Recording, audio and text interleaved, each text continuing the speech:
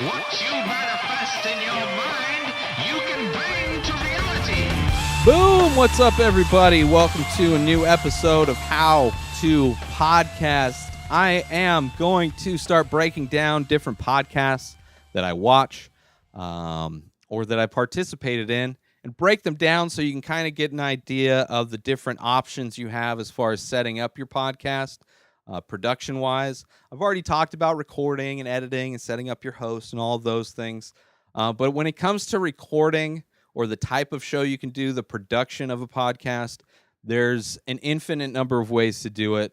So I'm going to start with my own podcast that I started back in 2009, the Inspired Disorder podcast.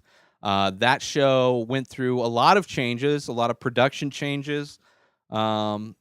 So I'm going to break down the different changes that went through. In this episode, I'm starting with how that podcast started, how the setup was.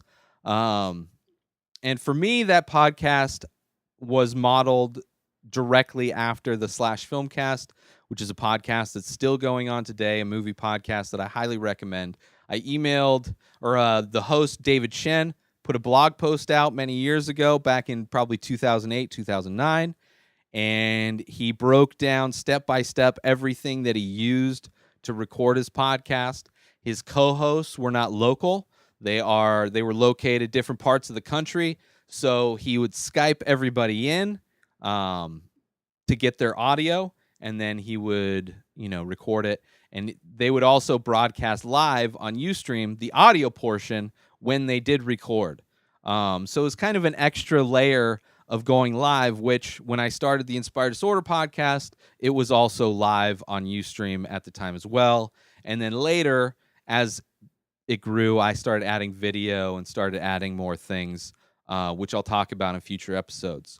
So the basic breakdown of what I used, I had a Mac Pro at the time, but you could use any PC or Mac. I was using a USB microphone called Snowball by the company Blue, which it looks like a giant snowball. Comes with a standard microphone mount, so you can mount it on, it comes with a little tripod stand, but you can mount it on a traditional microphone stand if you want. If you want a boom mic to kind of give you some space, instead of having to be close to something that's on a tripod. I eventually put it onto a Rode microphone arm. So similar to Joe Rogan's podcast, if you've seen that, how it has the microphones on kind of an arm that you can move around and have that mounted to your desk. I eventually did that because I do like to move around, and it helps keep the microphone in place. I've seen other people use the Blue microphone who record in the same room. So if you and your co-host are in the same room and you want to sit in front of your computer, both using the same mic, you can do that. The microphone had different settings depending on how you were using it. It was okay. It was an okay mic, decent price quality, but not the best audio you can get. But decent for the podcast that I was doing. You could still listen to it. It wasn't bad audio. It just wasn't the full audio you can get with different mics and different recording options.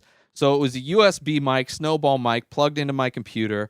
Then I used Skype to call my two co-hosts, Derek and Justin, and we were all videoless. There was no video, it was only audio, so the audio streamed from over Skype.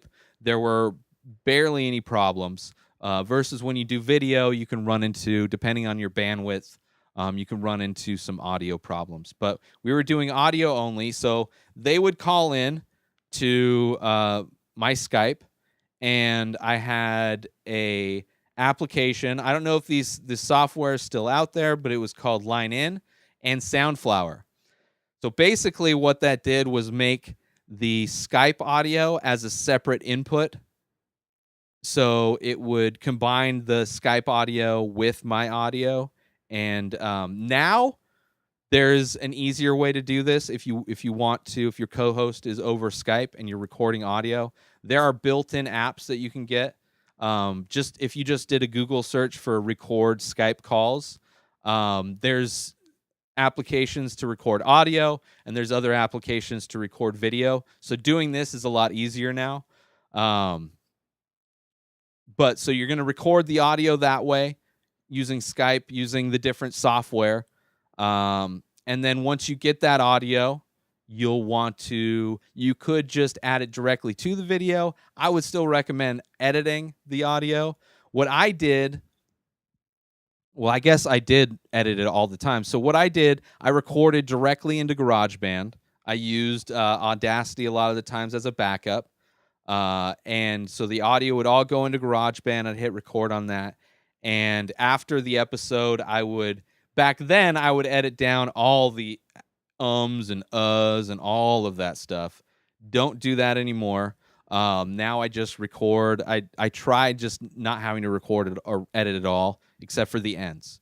Or if something happens, maybe cut something out. But I try to do as little editing as possible because I prefer kind of that stream of consciousness kind of a podcast versus a overly edited podcast. So I would do show notes that I would send the guys, and these were like topics that we were going to talk about.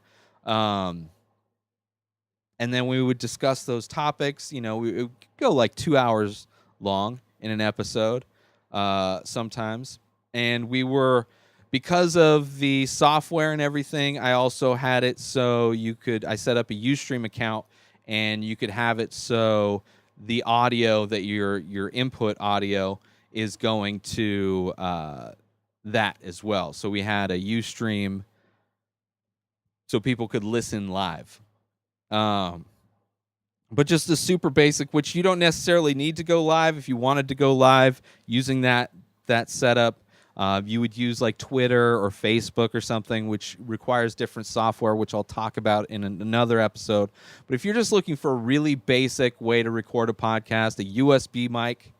So if you're local, you have you and your co-host. I wouldn't recommend more than 2 people, just because if you have the microphone picking up all of the audio in the room, you're going to get a lot of echo, a lot of ambient noise. It's not going to sound as good. It's going to sound like you're all just in a giant room.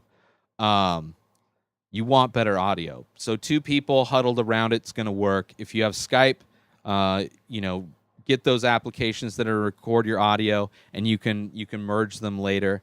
But that's how the setup was. That's kind of the most basic setup you could do. Then you edit it in GarageBand, post it upload it to your host, and you're done. So it's really the most basic kind of setup you could use. And back then I had added just a little webcam eventually so I could get video of me, so that there would be something to upload to YouTube later where it would have my audio. And I'll put a little clip of it actually, so you can kind of see what the kind of end of that first generation of the studio looked like. But that's it for this episode of How to Make a Podcast. If you have any questions, please send them my way over on Twitter or Instagram at Ray Taylor. Go to my website, inspireddisorder.com, for everything that I do, including this show.